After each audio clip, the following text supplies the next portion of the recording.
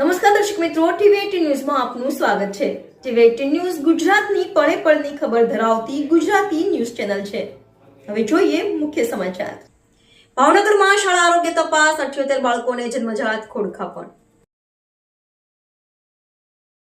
શાળાના કુલ 1.14 લાખ બાળકોની તપાસ કરાઈ। 13,848 જેટલા બાળકોના હિમોગ્લોબિનની તપાસ કરાઈ।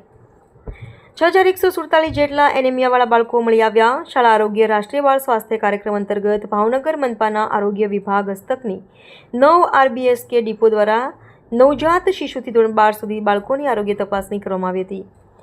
એપ્રિલ 2024થી માર્ચ 2025 સુધીમાં 62 ડિલિવરી પોઈન્ટ ખાતે કુલ 14,462 જેટલા નવજાત શિશુઓની જન્મજાત ખોડખાપણ માટે તપાસ કરવામાં આવી હતી અને 316 આંગણવાડી અને 120 પ્રાઇવેટ બાલ મંદિર તેમજ 324 શાળા થઈને કુલ 1,63,296 બાળકોની આરોગ્ય તપાસ કરવામાં આવી હતી, જેમાં 6 વર્ષ સુધીના કુલ 48,794 બાળકોની આંગણવાડી કેન્દ્ર ખાતે અને 6 વર્ષથી 18 વર્ષ સુધીના કુલ 1,14,502 બાળકોની શાળા ખાતે તપાસ કરવામાં આવી હતી।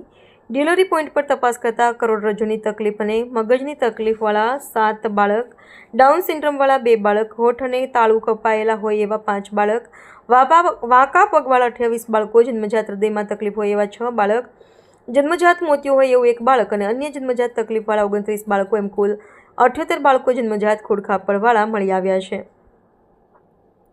ટીવી18 ન્યૂઝ ભાવનગર।